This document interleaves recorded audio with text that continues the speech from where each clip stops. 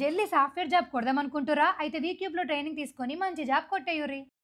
తెలంగాణ రాష్ట్రంలోని జూబ్లీహిల్స్ అసెంబ్లీ నియోజకవర్గ ఉప ఎన్నికను ప్రధాన పార్టీలు ప్రతిష్టాత్మకంగా తీసుకున్న సంగతి తెలిసిందే. ఈ ఎన్నికల ఫలితాలు రాష్ట్రంలో ఏ పార్టీ సత్తా ఏంటో పరోక్షంగా తెలియజేయనున్నాయి. BRS sitting MLA Maganti Gopinath మరణంతో ఈ ఉప ఎన్నిక అనివార్యం కాగా సాధారణంగా ఇలాంటి సందర్భాల్లో ఎన్నికలు ఏకగ్రీవం అవుతాయి. అయితే ఎన్నికల్లో పోటీ చేయాలని కాంగ్రెస్ పార్టీ నిర్ణయం తీసుకోవడంతో నవంబర్ 14వ తేదీన ఎన్నికల ఫలితాలు వెలువడనున్నాయి. ఈ నెల 13వ తేదీన ఉప ఎన్నిక నోటిఫికేషన్ విడుదల కానుండగా 21వ తేదీ వరకు నామినేషన్ను దాఖలు చేయవచ్చు. జూబ్లీహిల్స్ నియోజకవర్గం పరిధిలో మొత్తం 3,92,669 మంది ఓటర్లు ఉన్నారని సమాచారం అందుతోంది.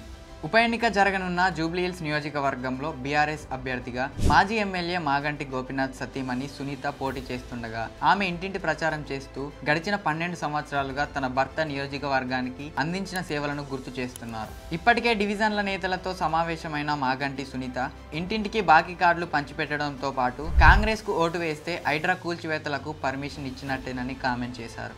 నియోజకవర్గంలో 1,30,000 మైనారిటీ ఓటర్లు ఉండగా మైనారిటీల మద్దతు తమ పార్టీకి ఉంటుందని ఆమె భావిస్తున్నారు. మాగంటి సునీత సొంత సామాజిక వర్గ ఓటర్లు 25,000 మంది ఉండగా వాళ్ళ సపోర్ట్ తో సునాయాసంగా గెలుస్తానని సునీత ఫీల్ అవుతున్నారు. జూబ్లీహిల్స్ కీలక నేత వేములపల్లి ప్రదీప్ చౌదరి బీఆర్ఎస్ లో చేరడంతో గెలుపు సులువు అవుతుందని ఆమె భావిస్తున్నారు. మరోవైపు జూబ్లీహిల్స్ కాంగ్రెస్ అభ్యర్థి విషయం వేర్వేరు పేర్లు వినిపించిన సీఎం రేవంత్ రెడ్డి నవీన్ యాదవ్ కు ఛాన్స్ ఇవ్వాలని ఫిక్స్ అయ్యారు. హైదరాబాద్ లో కాంగ్రెస్ పార్టీ బలహీనపడిందని ప్రచారం జరుగుతున్న తరుణంలో జూబ్లీహిల్స్ లో విజయం సాధించి ఆ విమర్శలకు చెక్ పెట్టాలనే ఆలోచనలో కాంగ్రెస్ పార్టీ ఉంది. రేవంత్ రెడ్డి పనితీరుకు సైతం ఈ ఉప ఎన్నిక ఒక ఉదాహరణ అనే చర్చ సైతం సోషల్ మీడియా వేదికగా జరుగుతోంది. నవీన్ యాదవ్, సిఎన్ రెడ్డి, అంజన్ కుమార్ యాదవ్ పేర్లను అధిష్టానానికి పంపగా నవీన్ యాదవ్ కు ఛాన్స్ దక్కింది. తాను జూబ్లీహిల్స్ అభ్యర్థి రేసులో లేనని బొంతు రామ్మోహన్ ఇప్పటికే స్పష్టం చేసిన సంగతి తెలిసిందే.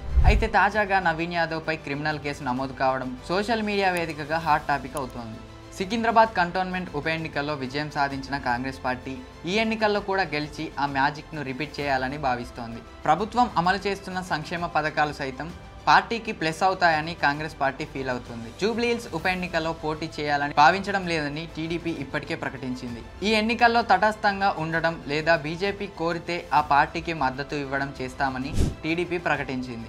మరోవైపు జూబ్లీహిల్స్ ఉప ఎన్నికలో మజ్లిస్ పార్టీ అభ్యర్థిని బరిలో నిలపకుండా నేరుగా కాంగ్రెస్ కు మద్దతు పలకనుందని తెలుస్తోంది. జీహెచ్ఎంసీను రెండుగా విభజించే యోచనలో కాంగ్రెస్ సర్కార్ ఉండగా పాత నగర ప్రాంతం పరిధికి వచ్చే కార్పొరేషన్ కు మేయర్గా తమ పార్టీ అభ్యర్థి ఉండాలని మజ్లిస్ భావిస్తోంది. జూబ్లీహిల్స్లో అభ్యర్థిని ఖరారు చేసే అంశంలో కాంగ్రెస్ పార్టీ ఓవైసీ సూచనలను పరిగణలోకి తీసుకున్నారని సోషల్ మీడియా వేదికగా వినిపిస్తోంది. స్థానిక సంస్థల ఎన్నికలు జూబ్లీహిల్స్ బైపోల్లో అనుసరించాల్సిన వ్యూహాల గురించి బీజేపీ త్వరలో కీలక సమావేశం నిర్వహించనుందని సమాచారం అందుతోంది. బీజేపీ అభ్యర్థిగా నందమూరి సుహాసినిని నియమించే అవకాశాలున్నాయని చంద్రబాబు నాయుడు ఈ దిశగా ప్రయత్నాలు చేస్తున్నారని కూడా ప్రచారం జరుగుతోంది. అయితే మాజీ ఎమ్మెల్యే ఎం ధర్మారావు, మాజీ ఎంపీ పోతుగంటి రాములు, సీనియర్ నాయకులు కోమల ఆంజనేయులు సభ్యులుగా ఓ కమిటీని బీజేపీ రాష్ట్ర అధ్యక్షుడు రామచంద్రరావును నియమించగా అతి త్వరలో బీజేపీ అభ్యర్థిని ప్రకటించనున్నారు. అయితే బీజేపీ డమ్మీ అభ్యర్థిని నియమించనుందని కాంగ్రెస్ నేత విజయశాంతి కామెంట్లు చేశారు. అయితే ఈ ఎన్నికల్లో పోటీ ప్రధానంగా కాంగ్రెస్, బీఆర్ఎస్ పార్టీల మధ్య ఉండనుందని తెలుస్తోంది.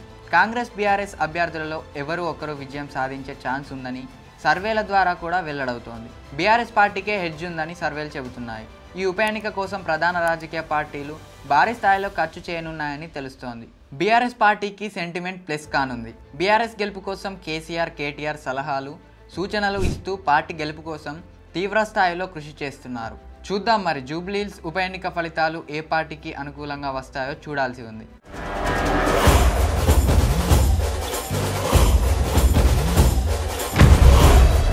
ఈ ఎలక్షన్లో మీరు ఎవరు గెలుస్తారని భావిస్తున్నారో కామెంట్ల రూపంలో వ్యక్తపరచండి. మరిన్ని అప్డేట్స్ కోసం చూస్తూనే ఉండండి మన వంశీ టీవీ ఛానల్.